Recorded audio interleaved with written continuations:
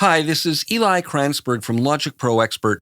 Chris and I are doing an interesting experiment in collaboration. I have some guitar tracks that were recorded dry direct through the audio interface, and we're each taking this session and mixing it using only Logic plugins to sort of illustrate and demonstrate how the same tracks with the same plugins, two different approaches can yield two very different sounds. Now, we're doing these each on our own, so I have no idea how he's going to approach it and vice versa. So I'm going to start by playing this for you, and I'll bypass what I have going on and off, and then we'll deconstruct it a bit and take a closer look. So we have a pair of rhythm guitar tracks here, a pair of rhythm guitar tracks here, two different sections, a little third part, and then this is a lead solo.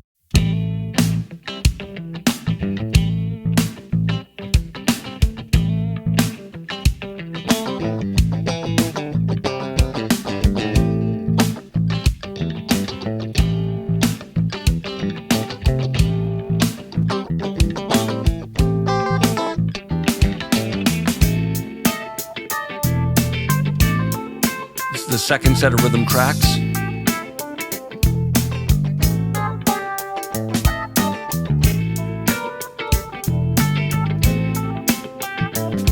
And the lead.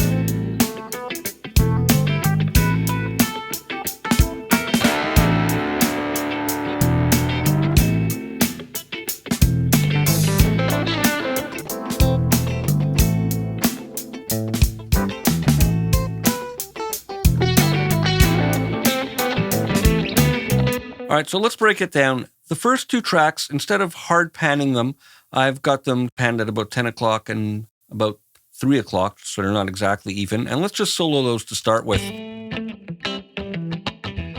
I've got the enveloper on each of them just to bring out the attack.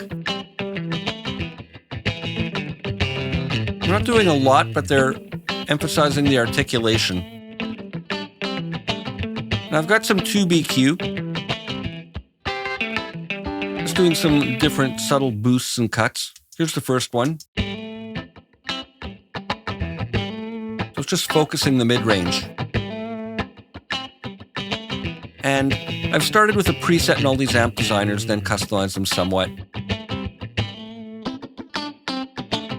Clean with a little bit of hair on it. And I'm sending to some parallel distortion. So this is without this. And this is the send, where I've got a distortion pedal and some EQ to bring out emphasis. Here's the second track, enveloper, 2BQ again.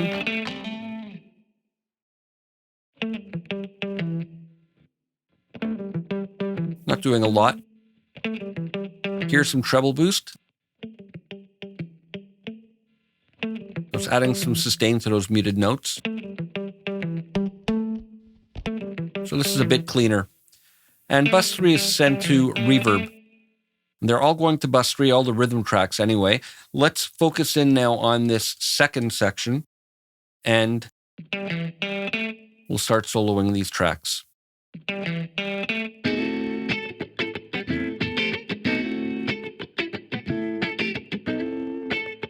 So here I've got some phase distortion. Just adding a bit of dirt going into the amp. Nothing too dramatic, but adding some grit. Making it a bit thinner with some cuts. And the bus 3 send is interesting. I've got two instances of Space Designer. First is an amp cabinet. So it's filling out the low end and giving it a bit more thickness, and then some small room reverb. And here I have the dry wet mix set since they're running in series. Let's listen to the second one.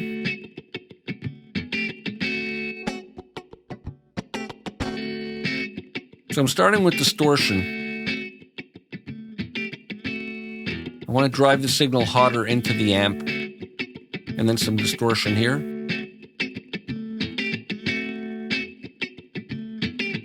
So it's adding drive. I'm not adding a lot of gain. So I've got the output attenuated. And and then a bit of EQ before it goes into the amp. Just to sculpt it a little bit to get the response I want from here.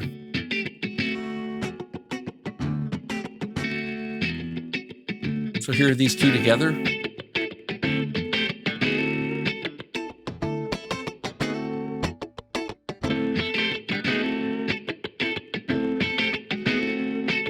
And I don't want to skip out this one little track here, this third rhythm track on this first section. Let's look at that.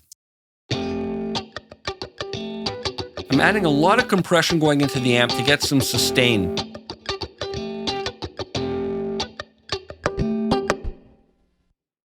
I got a small cabinet here.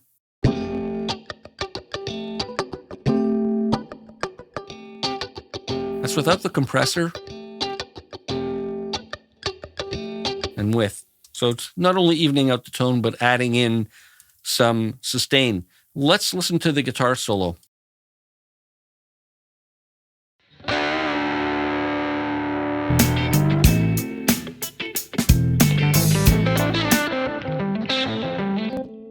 So here I'm kind of going to town.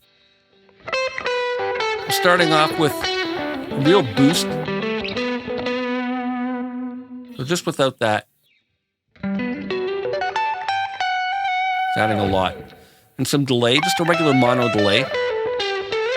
Nothing too fancy.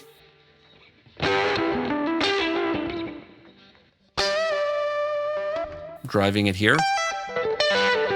And I think I switched up the mic and the position. And then some tube EQ.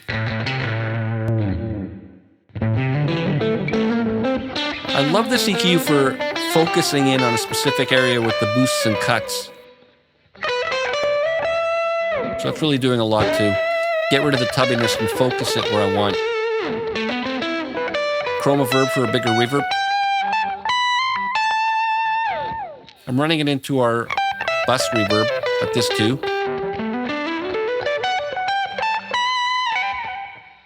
Compression. It's adding sustain. And I experimented with this in different positions, but I like it at the end. And finally, a little cut. Just to get rid of some of the harshness.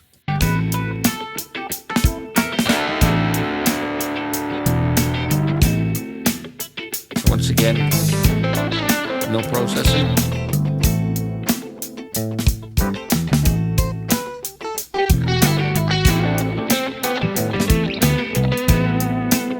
This is Eli Kransberg for Logic Pro Expert.